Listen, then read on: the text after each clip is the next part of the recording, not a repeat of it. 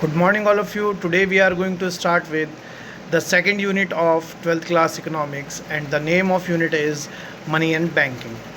So, in this unit, we are going to study about what the money is and how commercial bank creates money and how RBI control the money supply in the market with the use of different instruments, qualitative and quantitative instrument, and what are the functions of RBI. So first of all, I would like to start with the topic money. So first of all, we have to study about the thing when the money is not in existence, what the concept people use to exchange the goods and services, and that was a system that is known as barter system, जिसे हम लोग barter system कहते थे. अब barter system क्या चीज़ है ये आप लोगों ने पहले भी पढ़ा होगा, बट ये सिलेबस में है तो मैं आपको बता देता हूँ कि बार्टर सिस्टम एक ऐसा सिस्टम था जिसमें गुड्स के बदले गुड्स को एक्सचेंज किया जाता था. उस समय पर लोगों के पास पैसा नहीं होता था तो वो लोग क्या करते थे, अपनी नीड्स की चीज़ों को एक्सचेंज करते थे दूसरों की नीड्स की चीज़ों से. तो उस सिस्टम को बार्टर सिस्टम कहा जाता था. और इसका जो दूसरा नाम था, ये जिस दूसरे नाम से वेल नोन था, दैट वाज C2C इकनॉमी, यानी कि commodity to commodity economy. But जैसे जैसे ह्यूमन बींग्स ने डेवलप करना स्टार्ट किया, उनकी नीड्स बढ़नी स्टार्ट हुई, तो ये सिस्टम की जो कमियां थी उनकी वजह से ये सिस्टम जो है एग्जिस्टेंस से बाहर होने लगा और ह्यूमन बींग्स को एक मीडियम ऑफ एक्सचेंज की रिक्वायरमेंट होने लगी, जिसका अभी फ़िलहाल जो आप लोग देख पाते हैं वो मनी है जिसने मीडियम ऑफ एक्सचेंज का रूप लिया. तो अब हम लोग बात करते हैं कि वो कौन सी लिमिटेशंस थी जिनकी वजह से बार्टर सिस्टम जो है एग्जिस्टेंस से बाहर हो गया. तो इसमें सबसे पहले लिमिटेशन के बारे में बताया है lack of double coincidence of funds, यानी कि बार्टर सिस्टम तभी काम करता था जब किसी एक इंडिविजुअल के पास जो चीज़ है वो किसी दूसरे इंडिविजुअल को चाहिए और उसके पास वो चीज़ होनी चाहिए जो कि पहले इंडिविजुअल को चाहिए, तो ही बार्टर सिस्टम जो है वर्क कर पाता था. अदरवाइज़ बार्टर सिस्टम जो है वर्क नहीं कर सकता था. तो इसलिए डबल कंसिडरेशन ऑफ वांट्स जो है वो जब तक आदमी की जो नीड्स थी वो लिमिटेड थी तब तक तो पॉसिबल रहा, बट जैसे ही उनकी नीड्स बढ़ने लगी तो ऐसा होना जो है वो पॉसिबल नहीं रहा. जो सेकंड लिमिटेशन है that is lack of common measure of value. मतलब बार्टर सिस्टम के अंदर कोई भी ऐसा कॉमन मेज़र नहीं होता था जिससे कि चीज़ों की वैल्यू को मेज़र किया जा सके. अभी के समय पर हमारे पास मनी होती है और मनी की हेल्प से हम लोग किसी भी चीज़ की वैल्यू को मनी के टर्म्स में हम लोग मेज़र कर सकते हैं. तो इसलिए ये भी क्या थी, बार्टर सिस्टम की एक डिमेरिट थी. नेक्स्ट है lack of standard of deferred payment. Deferred payment का मतलब होता है फ्यूचर पेमेंट. बार्टर सिस्टम के टाइम पर फ्यूचर पेमेंट्स नहीं की जा सकती थी क्योंकि उस समय पर खाने पीने की चीज़ों का ही एक्सचेंज होता था और जिस खाने की चीज़ को हम आज यूज़ कर रहे हैं और हमें किसी से कोई सर्विस लेने के बाद फ्यूचर में उस गुड्स की पेमेंट उस इंडिविजुअल को करनी है, तो इसकी कोई गारंटी नहीं है कि एक महीने बाद या 20 दिन बाद वो उसी कंडीशन में उसी क्वालिटी का रहेगा जैसा कि वो आज है. तो इसलिए भी ये जो पॉइंट है ये बार्टर सिस्टम की एक लिमिटेशन है क्योंकि उसमें हम लोग फ्यूचर पेमेंट्स नहीं कर सकते थे गुड्स की. जी नेक्स्ट है लैक ऑफ स्टोर वैल्यू. तो लैक ऑफ स्टोर वैल्यू यानी कि गुड्स की जो वैल्यू थी उसे स्टोर कर नहीं रखा जा सकता था क्योंकि जैसा कि आप लोग जानते हैं जो ईटेबल्स होते हैं वो पेरिशेबल होते हैं नेचर में और बहुत जल्दी ख़राब होते हैं. तो उनको स्टोर करके एक जैसी क्वालिटी का बनाए रखना बड़ा ही मुश्किल होता था. तो इसलिए ये भी क्या था, ये एक लिमिटेशन थी बार्टर सिस्टम की. तो इन्हीं सभी प्रॉब्लम्स की वजह से जो बार्टर सिस्टम है वो एग्जिस्टेंस से हट गया और मनी ने उसकी जगह ले ली. मनी एक मीडियम ऑफ एक्सचेंज बन गया. तो इसलिए अब हम लोग देखते हैं ये मनी के बारे में क्या बता रहे हैं.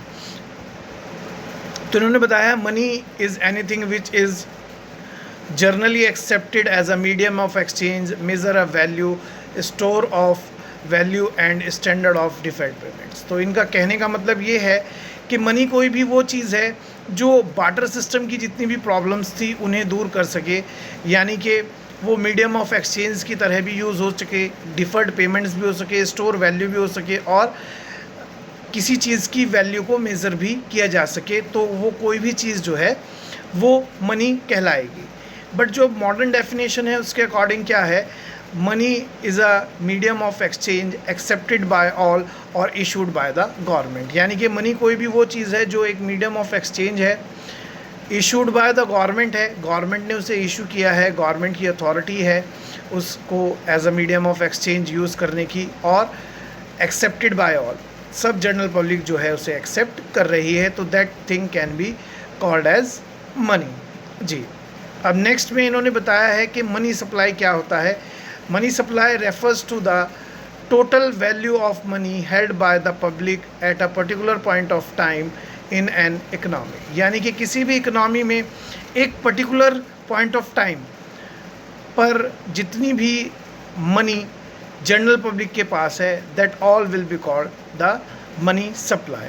अब इसे मेज़र करने के इन्होंने 4 इंस्ट्रूमेंट्स बताए हैं, M1, M2, M3, M4। तो M1 में ये क्या कह रहे हैं, currency and coins with public plus demand deposits of commercial banks plus other deposits with RBI। यानी कि RBI के पास जितने डिपॉजिट्स हैं, कमर्शियल बैंक्स के पास जितने डिपॉजिट्स हैं, और मनी कॉइन्स और नोट की फॉर्म में जितनी भी जनरल पब्लिक के पास है, उसे अगर हम लोग ऐड कर लें तो हमारे पास जो है मनी सप्लाई की जो वैल्यू है वो आ जाएगी। M2 में इन्होंने बताया है M2 equal to M1 plus saving deposit with post office saving banks. यानी कि M1 में अगर हम जितने भी पोस्ट ऑफिस या बैंक में सेविंग डिपॉजिट्स हैं उन्हें प्लस कर दें तो हमारे पास जो है, तो भी हमारे पास मनी की जो वैल्यू मनी की जो सप्लाई है उसकी वैल्यू आ जाएगी। नेक्स्ट में ये क्या कह रहे हैं, M3 में M3 equal to M1 plus net time deposit with bank. यानी कि M1 की value plus net time deposits यानी कि FD की जितनी भी अमाउंट बैंक्स कमर्शियल बैंक्स के पास है, अगर उसे जोड़ दिया जाए तो भी हमारे पास क्या होगा कि हमारे पास जो है मनी की जो सप्लाई है उसकी वैल्यू आ जाएगी। M4 में ये क्या कह रहे हैं, M4 equal to M3 plus total deposit with post office saving banks excluding national saving certificate. यानी कि M3 की वैल्यू प्लस जितने भी टोटल डिपॉजिट हैं पोस्ट ऑफिस और सेविंग बैंक्स के पास उन्हें जोड़ दिया जाए तो भी हमारे पास जो है मनी सप्लाई की वैल्यू जो है वो आ जाएगी एक्सक्लूडिंग नेशनल सेविंग सर्टिफिकेट। तो इस तरह से हमने जो ये मनी नाम का जो हमारा टॉपिक था, ये जो कॉन्सेप्ट था, ये हमने सब पढ़ लिया है। अब इसके बाद जो हम नेक्स्ट कॉन्सेप्ट पढ़ेंगे वो है हमारा बैंक्स। बैंक्स क्या होते हैं, बैंक्स मनी क्रिएशन कैसे करते हैं, RBI की क्या फंक्शंस होते हैं और RBI मनी की सप्लाई को कैसे कंट्रोल करता है, ये हम अपने नेक्स्ट जो टॉपिक है उसमें देखेंगे। जी, तो सबसे पहले इन्होंने कमर्शियल बैंक्स के बारे में बताया है कि कमर्शियल बैंक्स क्या चीज़ होती हैं। तो commercial banks are the financial institution which accept the deposit and granting the loans for the purpose of earning profit. यानी कि कमर्शियल बैंक्स वो फाइनेंशियल इंस्टीट्यूशंस होते हैं जो एक्सेप्ट द डिपॉजिट को एक्सेप्ट करते हैं with the general public from different kind of bank accounts that can be open in an bank by the general public and granting the loans देने का जो है काम करते हैं for the purpose of earning profit. तो सबसे main चीज़ जो यहाँ पर आती है वो ये है कि ये बैंक्स जो हैं प्रॉफिट अर्न कैसे करते हैं। एक्चुअली जितना भी डिपॉजिट पे ये लोग इंटरेस्ट देते हैं कमर्शियल बैंक्स प्लस लोन पर जो ये इंटरेस्ट लेते हैं उसके जो बीच का डिफरेंस होता है वो इनकी अर्निंग का सोर्स होता है, प्रॉफिट अर्निंग का सोर्स होता है।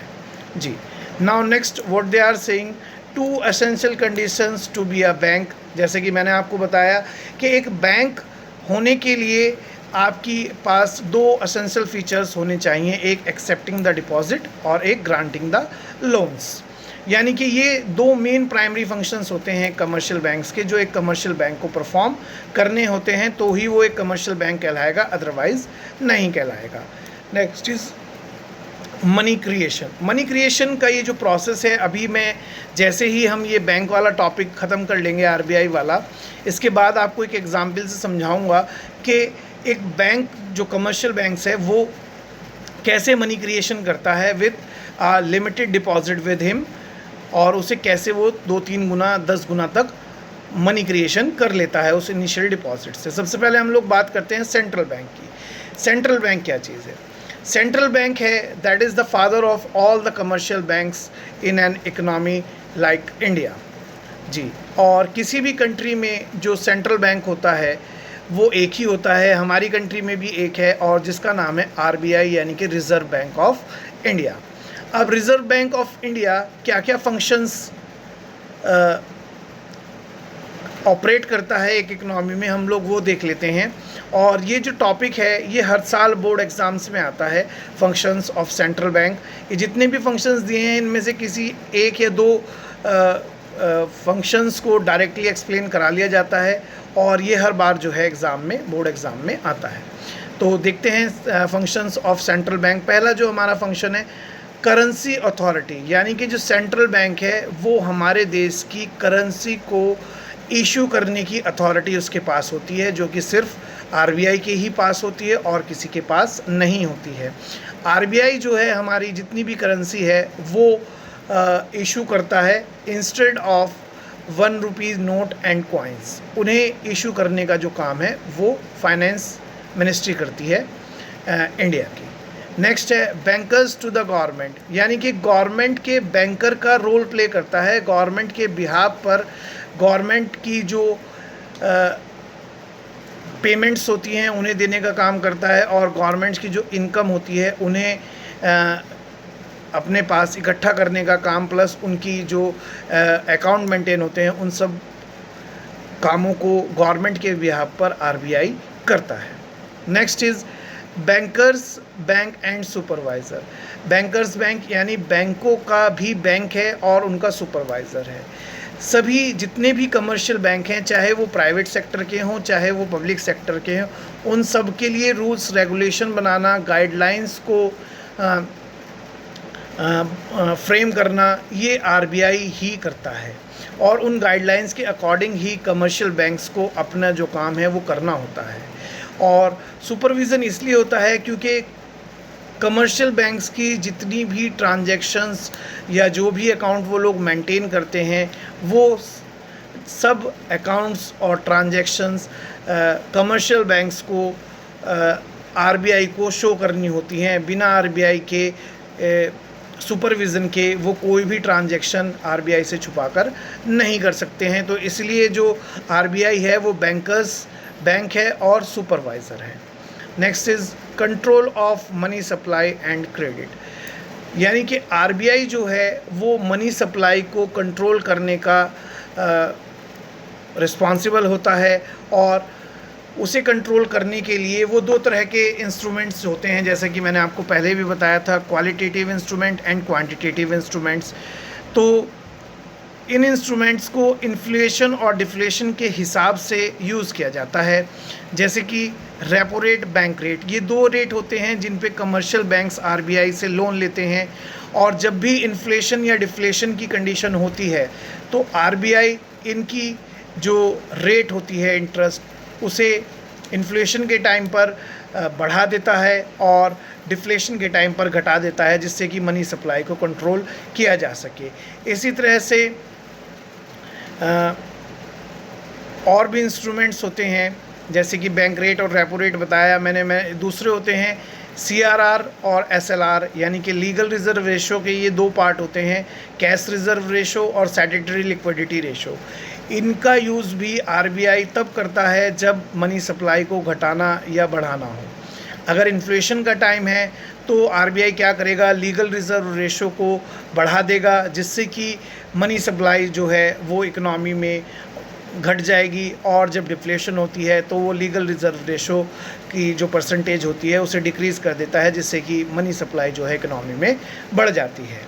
तो ये सब मेन फंक्शंस होते हैं आरबीआई के।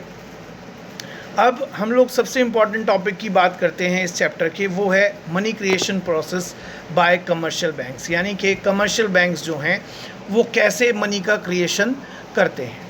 तो आप सामने ये टेबल देख पा रहे हैं। इस टेबल को एक्सप्लेन करने से पहले मैं आपको दो इम्पॉर्टेंट बातें बता देता हूँ जिससे कि ये चीज़ पॉसिबल हो पाएगी। सबसे मेन चीज़ तो ये है कि एक इकोनॉमी में जितनी भी ट्रांजैक्शंस हो रही हैं वो सब बैंक के थ्रू ही होंगी, जितनी भी पेमेंट्स होंगी वो सब बैंक टू बैंक ही होंगी, और कोई भी जो ट्रांजैक्शन है वो कैश में नहीं होगी।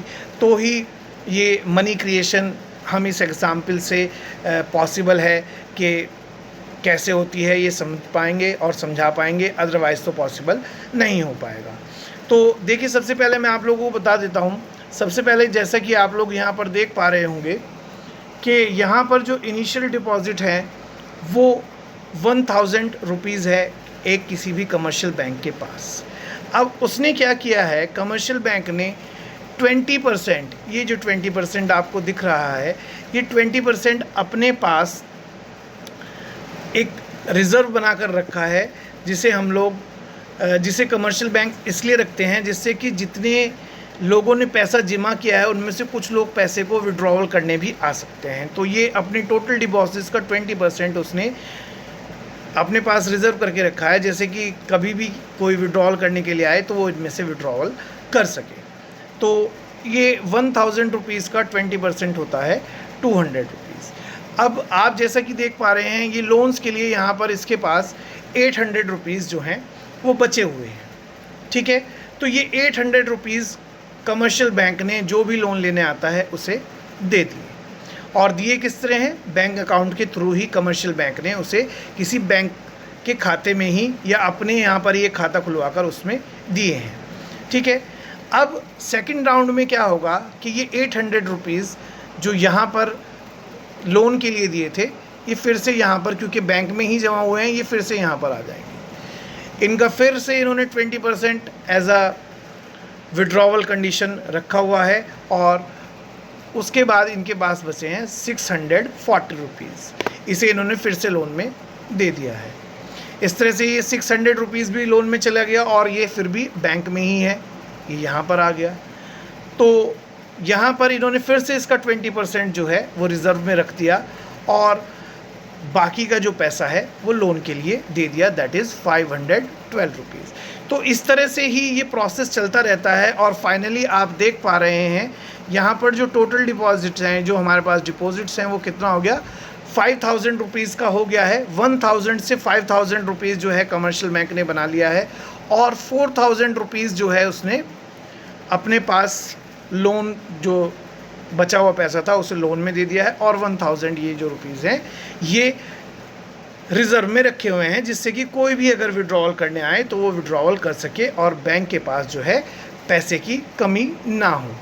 तो इस तरह से जब तक ये टोटल डिपॉजिट्स यहाँ पर ज़ीरो नहीं होंगे तब तक जो बैंक है वो अपनी मनी क्रिएशन करता ही रहेगा, और ये जो मनी है, जो हमारे डिपॉजिट कमर्शियल बैंक के जो डिपॉजिट हैं, ये बढ़ते रहेंगे। तो इस तरह से एक कमर्शियल बैंक जो है मनी की क्रिएशन करता है अपने इनिशियल डिपॉजिट्स, और LLR जो अपना लीगल रिज़र्व रेशो होता है उसे रखने के बाद वो मनी क्रिएशन कर सकता है, ठीक है। तो इस तरह से इस चैप्टर में जितने भी टॉपिक्स थे मैंने आपको सब समझा दिए हैं। अब हम लोग नेक्स्ट वीडियो जो होगी वो नेक्स्ट चैप्टर पे होगी। तब तक के लिए थैंक यू।